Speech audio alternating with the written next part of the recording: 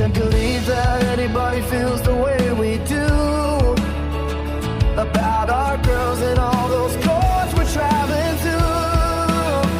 And all the roads we drive, all the states we see, we've been volleyballed all so desperately. I said maybe we're gonna be the ones to cheer them on.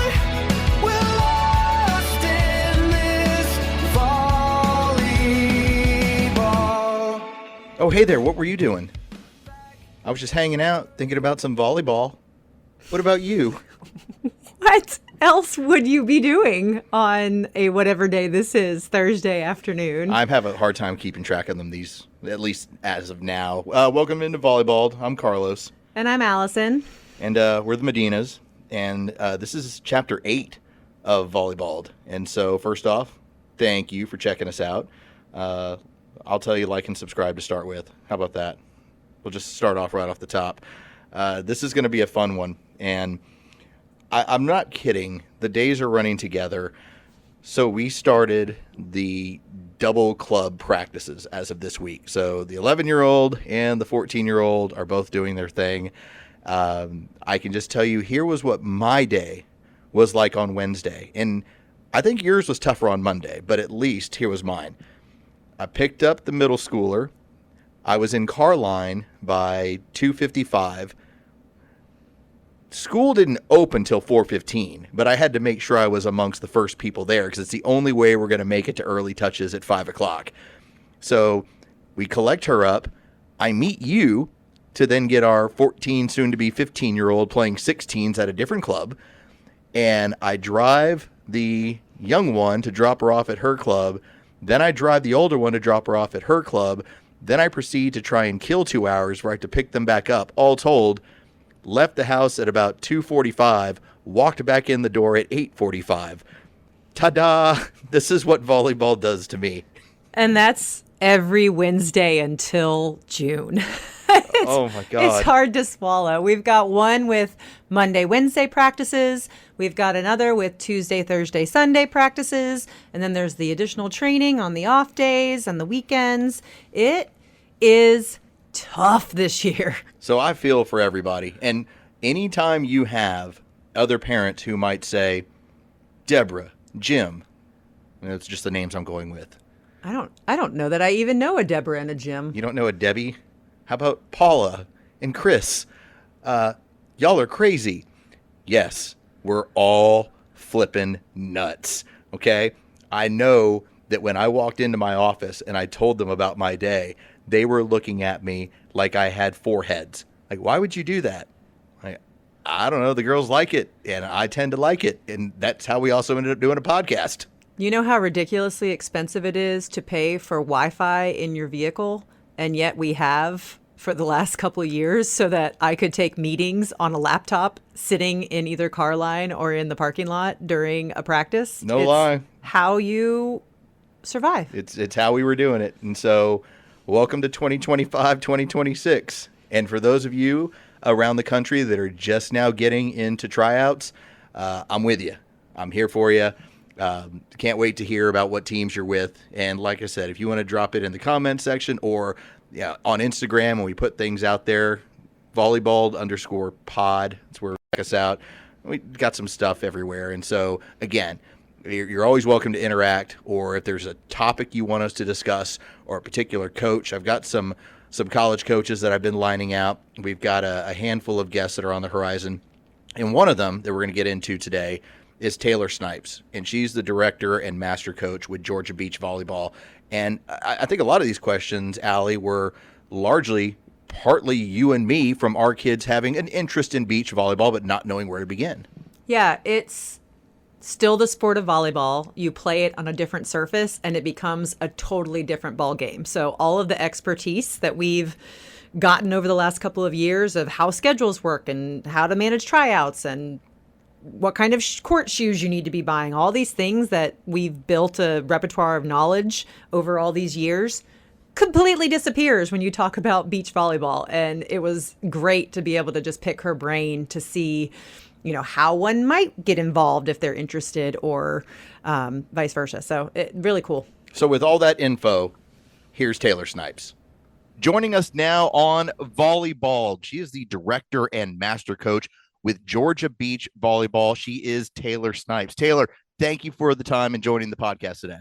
Yes, thanks for having me, you guys. Got to represent Beach a little bit, I love it because we have been talking predominantly about indoor, and to admit to you, when it comes to my volleyball knowledge, I didn't even know there was such a thing as indoor when I was growing up. I only watched like Olympic beach volleyball, and then by the time I got exposed to the indoor game, I'm like, what is this? And I got used to it. But I'm glad that we do have a program like this available in Georgia that continues to grow. Yeah, hey, we're trying our best to grow it. And I think now it's just a matter of keeping up with the demand of it, which is a great place to be, So I'd love to hear a little bit just about your background, Taylor. Like, where are you from? What is your relationship to the sport of volleyball? When did you start playing? Did you play? Like, I'm totally guessing here, but you look like you probably played volleyball at some point. Yes, of course. So volleyball is, man, I would categorize myself as a volleyball junkie. I mean, I feel like it's given me all my friends, it's truly my passion. It's been my passion for a long time, started in probably 6th grade.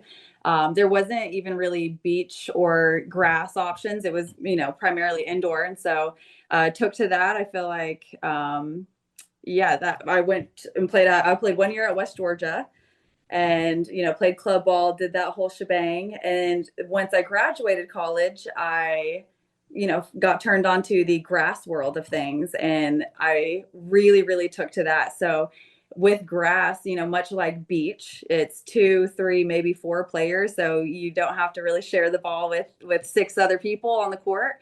And I really liked that feeling of kind of being able to be a little bit more in control of the outcome of the game, kind of getting more well-rounded skills instead of more positional.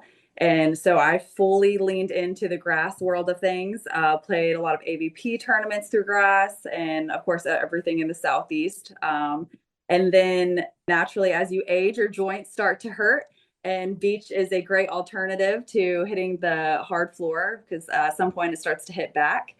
I moved to Georgia. I'm from Chattanooga originally. I moved to Georgia, and I met Christine and Nate Hyger, who played on the AVP back in the day. And their brother is actually Rob Hyger, who played in the Olympics, I think the Sydney Olympics in 2000. And so they started Georgia Beach, and they started it because their daughters both were interested in playing, and obviously it was a passion of theirs. And so what began as, a pretty small group of just their daughters and their daughters' friends kind of grew. And that's at the same time where I came in the picture, connected with them. And I really owe it all to them. They've moved on since then. Their daughters graduated and they moved out of the state, and I took it over, and I got to spend a few years learning under the best in the business. They were out in California for a long time before they moved here to Georgia, and just studying and listening under them was everything. I learned so much from them. They were incredible mentors. Taylor Snipes is our guest. She's the director and master coach with Georgia Beach Volleyball. Taylor, my wife and I both have 11 and 14-year-old daughters, and they've been indoor players since they were 8 years old. We do find that my 14-year-old is getting more interested in beach. Talk about the benefits of being able to play between both, having both in your repertoire, and what it does for you as an athlete. Yeah, I feel like we can look at some of the top programs and see that they do some side training in the beach. So I think from just a court IQ or a physical aspect of things where you're, again, not positionally locked into one thing like a libero or a setter or a middle hitter, but you kind of have to be the full well-rounded package of what makes a volleyball player great. And so you can't really hide in beach. And I think because of that, you really have to work to showcase even your weaknesses. You do some extra work on that. Because there is nowhere to hide, and you have to be a passer, a setter, a server, a hitter, all well-rounded. So I think that is a huge reason why a lot of athletes, even those who want to go playing indoor in college, are still coming to the sand to train. And then from just, if you look at it, 2 players in the sand is a lot more challenging than 6 on the hard court surface. And so having those 2 players out there, and then you got to deal with the elements, right? The wind, the cold here in Georgia, especially at the start of our season. Yeah, it definitely pushes you to become the well-rounded package. And I think that's really appealing for some of these girls, especially middles who don't get to set or maybe pass much, and they want to. They have dreams to do that, but they're not getting those reps in indoor. So they can definitely come out to the beach and get those. I also think it is a way to learn about yourself as a young athlete. In beach, you kind of got to advocate for yourself a little bit by putting yourself out there with different partners, learning what kind of personality you have, what personalities work well with you to bring out the best. You got to putting yourself out there to maybe ask a player to partner with you in a tournament, and maybe they say no. And how do you deal with that? It can be challenging. Scheduling your own tournaments as well. It's kind of a pick your own adventure in club ball. So, you have a list of tournaments and you can select which ones that you want to participate in on the weekends. And so it makes you a little bit more in control of what your volleyball journey looks like. We're your novice beach 101 parents, right? Okay. We just called you for the first time, Taylor. And it's actually true. Carlos and I, like, our knowledge of this side of the sport is slim to none. And that's why we wanted to have you on. Our daughters have trained. They've never actually played.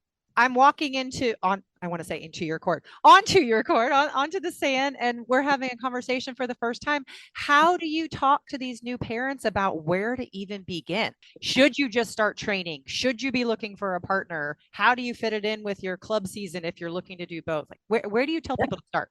Yeah, so I mean that's a full-fledged question, and a lot of indoor parents can get overwhelmed when they come out for the first time, because yes, it is the same sport, it's volleyball, but in a sense it's such a different sport. It has a whole different culture of its own. So we start with a very detailed handbook that I give these parents it's basically an FAQ of every question I've gotten over my years as director.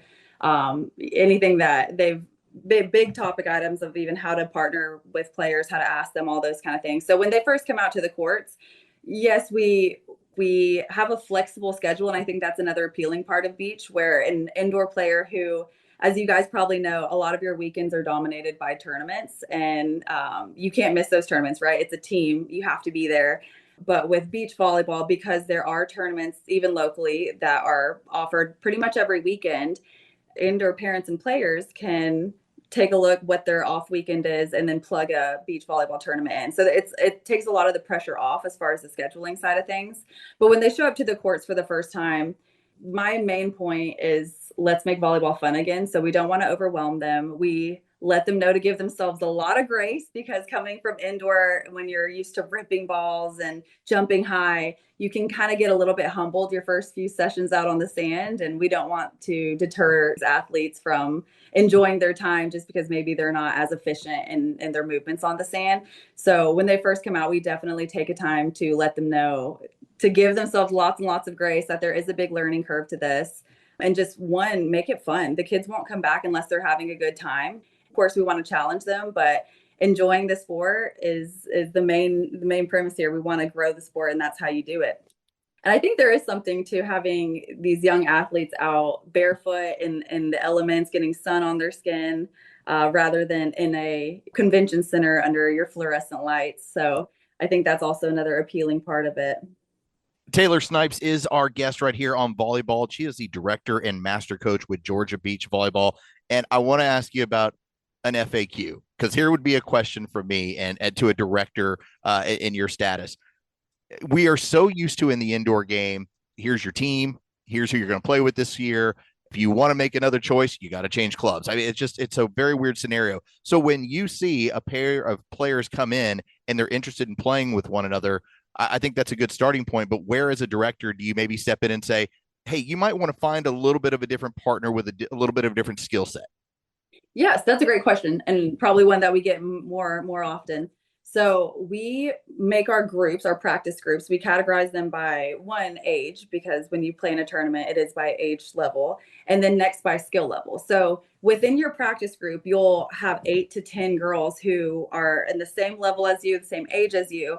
And through the practices, I think is a really good way to kind of see who you gel with, who complements you, whose skill sets best complement yours, also who you have fun with. We definitely encourage players to play with many new partners, especially at the beginning of season. We don't encourage them to lock in one partner. Maybe if you want to have one high level partner with you for travel tournaments, that's one thing. But it is a really important part of beach to learn how to play with multiple players, learn how to be a good partner with maybe someone who has less experience than you. And maybe you'll get a chance to play with someone who's more experienced than you. And I think all of those factors really help shape a beach volleyball player. You have to know how to play with everybody of every skill set. So we encourage them to keep an open mind when partners are asking. But typically in that practice group, the girls find who else is working hard, who has the same goals. And then they naturally, we're all at the end of the season, we're all end up best friends. And so I think there's a lot of switching of partners, and there's no weird bad blood between any partners, or she wants to play with her, not me. Like, fortunately, we don't have that.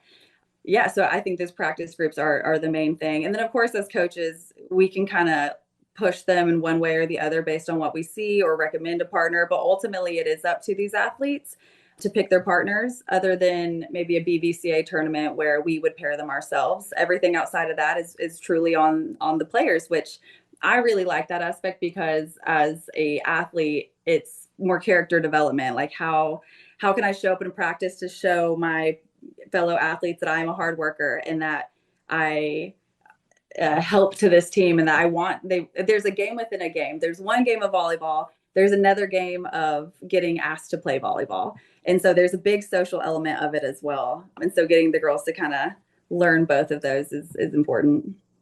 What kind of training do you do with the girls to prep their bodies for those outdoor elements you're talking about? I mean, obviously there's intense heat in Georgia, but we also have some really frigid cold and rain.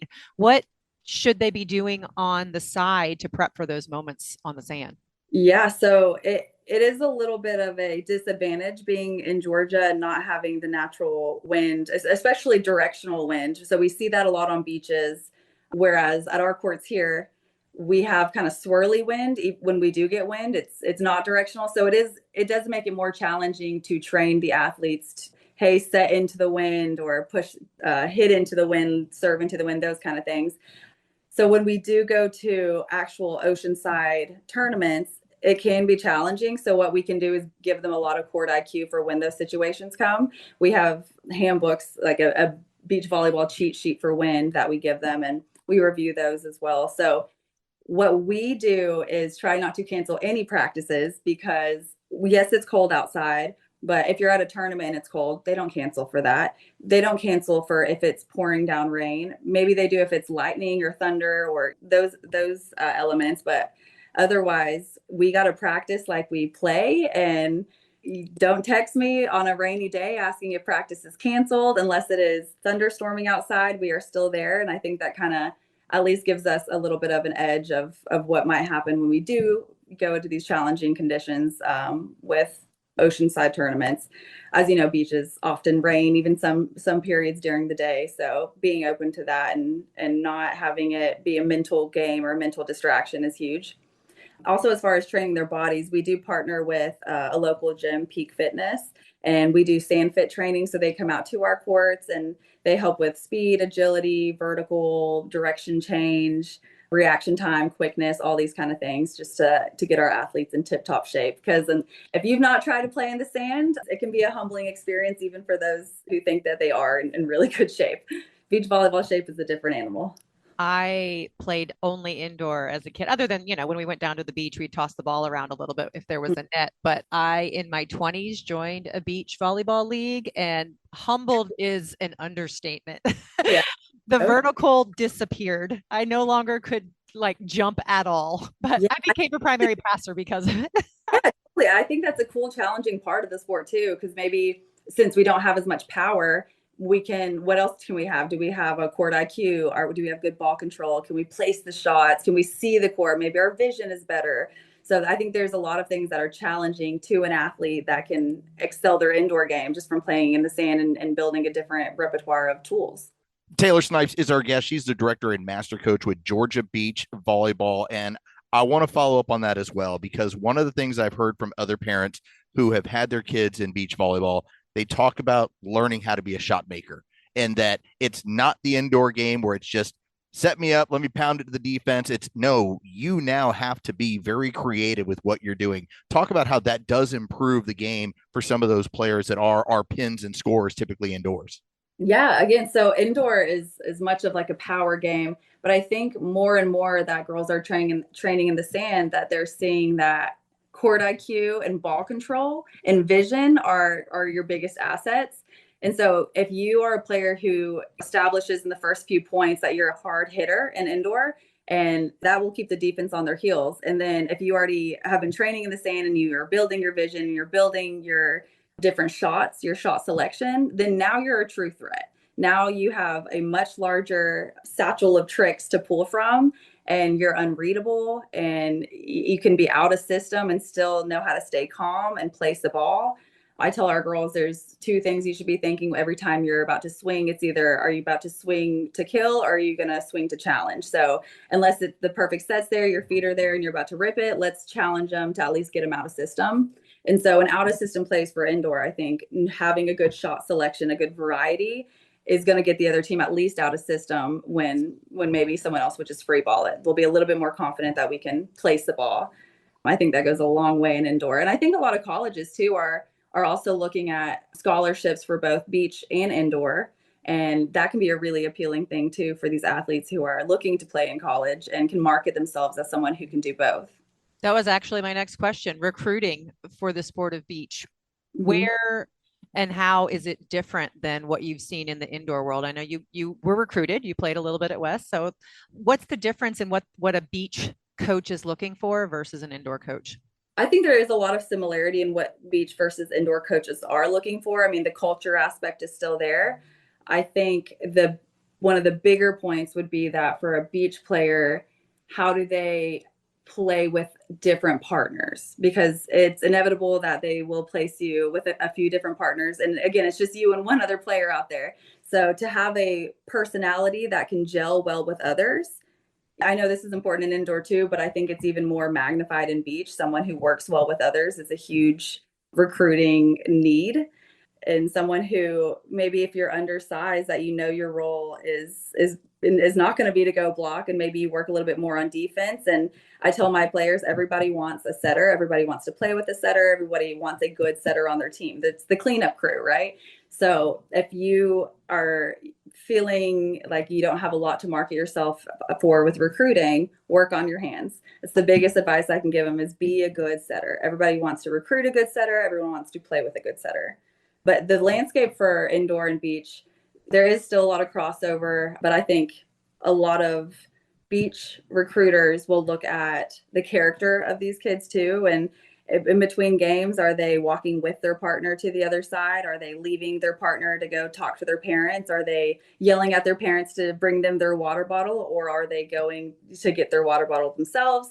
How do they talk to the coach in the timeout? Are they paying attention? So I think it leans a little bit more on like the character and personality side as well. I want to follow up on that as well, as Taylor Snipes, director and master coach at Georgia Beach Volleyball, is our guest right here on Volleyball'd. We're seeing this with a lot of Florida programs where they want to have the players that flex between indoor and beach. I know Oregon is doing something very similar. Is it predominantly something we're seeing in Florida and then the West Coast? Or are we seeing other programs that are starting to do that around the country? Yeah, we are seeing a lot of other programs. So yes, I think these programs, especially when you're starting a new program, you're not going to be able, it'll be really challenging to build a roster on your first year and have a full roster. So they start these programs by having some beach only athletes, but also pulling some from the indoor side. And then as they are trying to grow, then they start recruiting beach only. So that does open up, especially if it's a new program, you can market yourself as both, or you can lean into one. And some programs that are really wanting to grow, I know Emmanuel is one of them that's local with us, and they right now are trying to fill a beach only roster so they don't have to pull from their indoor anymore. So for athletes who are coming in, you can kind of pick through your program, kind of figure out what experience do I want to have? Do I want to be able to have the flexibility to play both? Well, then maybe you go to a school that is starting to build a program, or maybe you just want to do beach only and then have an established college that already has those programs running. But I think, again, when you start up a program, that's kind of the way that you have to maneuver, is stealing some indoor athletes to put them on the sand until you have the time and the resources to have a full roster. So give us some perspective just in the time that you've been affiliated with Georgia Beach now. the growth of the sport, the number of coaches, number of players. Where are you now versus when you first came on board? Yeah, I think so. In Georgia, it started in 2018. I think they had maybe 10 kids to start with and two coaches. And as I've grown, I've seen it also in stages where it's 40 kids, six coaches, and every year it is such a challenge to try to continue to say yes to have all these players come in to continue to grow the sport, but to make sure that you have the pieces in place to foster it and have a successful program. So now we're over 100 kids. I've got 20 plus coaches. We have multiple locations. We have an Alpharetta location. We have one in Gwinnett here. And so I think especially for athletes who maybe they don't make their indoor team and they love the sport and they want to stay around the sport, beach is a really nice place to go. One, you get way more touches. And two, we don't have quote unquote teams, like a roster of teams. So I think you can easily more integrate into not quitting your volleyball journey, but to stay involved in beach. And so I think that's also really appealing. I know some indoor clubs maybe don't have the space or capacity to have, let's say, regional level teams, and they really focus on those upper, higher level teams. In beach, my philosophy is if you want to grow the sport, if you want to grow beach volleyball, especially in Georgia, you got to work with the regional players and make a program for them that makes sense. And I also think that there's a kind of a notion that goes around that if you're not traveling for big tournaments, you're missing out or you're behind the ball. And I don't find that to be true. I think because the Raleigh facility in Lake Point, they have maybe 10, 12 beach volleyball courts over there. And so they host tournaments a lot. There's really good competition. And our girls, maybe it's an hour from the Gwinnett location and closer for the Alpharetta. So you don't have to travel very, very far to get really good competition and stay in the game, even as a regional player. You might not win a lot, but you're still going to have the opportunity and the chance to get out there and play. And so I think because of that, it is growing massively. I usually do have to cap the number of players that we take each year just because I really try to keep the culture where I've been in most of our kids' living rooms. I know their parents. We have very close relationships, and that's the culture that I have worked so hard to foster. And I don't want this to be a numbers game where maybe it gets too big and I don't know the names of the girls that are playing for us. And so it's grown exponentially. I think if we had more facilities and more people in place, it would continue to grow. But yeah, we're just keeping up with it every year. It's been amazing. Taylor Snipes is our guest. She's director and master coach with Georgia Beach Volleyball. You can always follow the program, georgiabeachvolleyball.com. Last question from me, Taylor. You talked about these young athletes being able to advocate for themselves and really growing into that type of person. What is the most rewarding experience for you as a director to see these athletes grow? I have seen quiet mouse-like athletes come to the sand when they're young. They're nervous. They just found what beach was from indoor, and they come out, and by the time that they're juniors or seniors, they are dancing in between games, have a whole slew of friends. And so just to see people come out of their shell and learn a little bit about themselves, you'll learn how do you react to adversity? How do you respond to those things? And I think the most rewarding thing as a director is seeing volleyball felt more. Like I think these girls are really feeling the culture of volleyball and the friend groups that they can make out of just playing the sport. It's a good social connector. So I think we build a lot of high caliber people as far as character goes, just through their years of learning about themselves while playing the game. It's been really, truly a very rewarding career. All right, last question from me. Do you have a favorite beach player? Oh man. Yeah.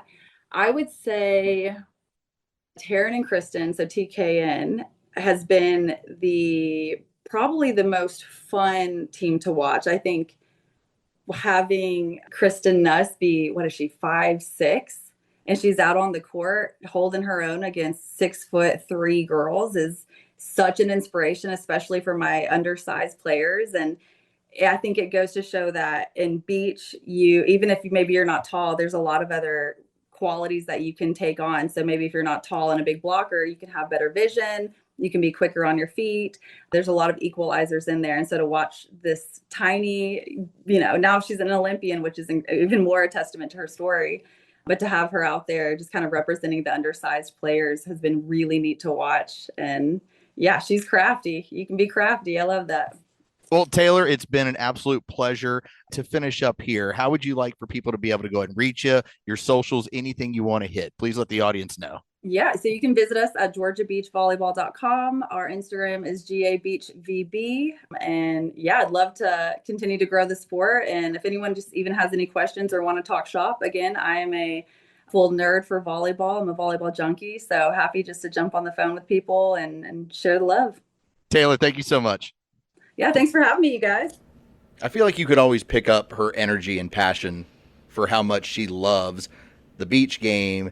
And I know that I have gotten a chance to hear her in other interviews talk about being so blessed to make her living and have her life connected to volleyball. And so I think you really hear that, where I know there's a lot of parents out there that oftentimes it doesn't sound like they get a lot of time with the directors at clubs. You get the impression that the reason why they've been able to grow so quickly is because she does have an investment in these girls. Oh, yeah. She used the word culture several times. And I know she was talking about the sport itself, but you can tell that culture is very important to her. And her words are her actions. I really appreciated her authenticity and openness with that. And I really appreciated that she knows, listen, indoor is huge. It's monstrous. At the same time, the beach scene, and she didn't really jump into it quite as much, but I mean, it's prevalent in the West Coast. I remember I talked with it was a director from an indoor program out of New York, and this was when we were in Philadelphia at NEQ a couple of years ago, and she talked about how you all have an advantage over us because in the South, y'all can find courts all the time. You have the space. It's like we don't get a chance to do that. You hear the same thing when it comes to the beach volleyball scene in California and Florida. And so Georgia's trying to play catch up, and she sounds like she wants to be at the forefront of that and making sure that we build up our programs and have just as good of stuff available for girls in this region. And I love the idea that the ideal player is the well-rounded volleyball player, right? You're not just the best blocker or you're not just the best server. You have to do all things. And I think that is such a great skill set, whether you continue on with indoor in addition to beach or transfer over to beach. It's just great to be able to work on all facets of the game. All right, I have a car line to get to. You have a practice, so please take us out. All right. I'm thinking now about what I need to eat really quickly and grab snacks for 2 kids, plus water and a grocery list. And okay, welcome to the tabs that are open in my brain currently. Welcome to 2025, 2026, y'all. Today is gonna be the day that we run out of cash. Watching every serve and kill, it's a total smash. By now you should have somehow realized what we've lost. Our free time's gone, it's all for volleyball at any cost. I tend to believe that anybody feels the way we do about our girls and all those courts we're traveling to. And all the roads we drive, all the states we see. We've been volleyball so desperately. I said maybe we're gonna be the ones to cheer them on. We're lost in this volleyball.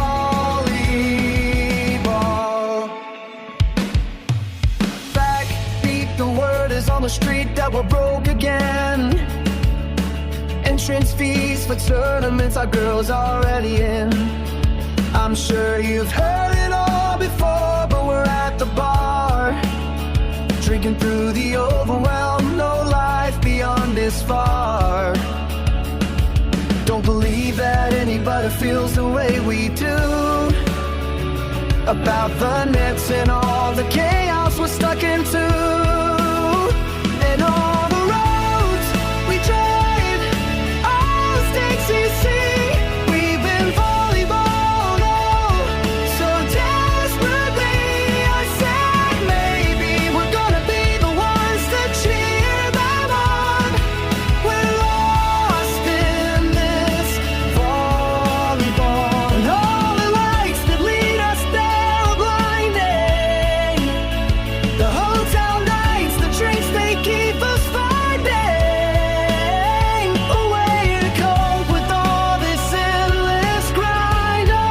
trapped, no life outside. And all the roads we drive, all the states we see, we've been volleyballed, oh, so desperately. I said maybe we're gonna be the ones to cheer them on. We're lost in this volleyball. Today was gonna be the day, but we're still here. Volleyball, oh volleyball. I don't believe that anybody feels the way we do.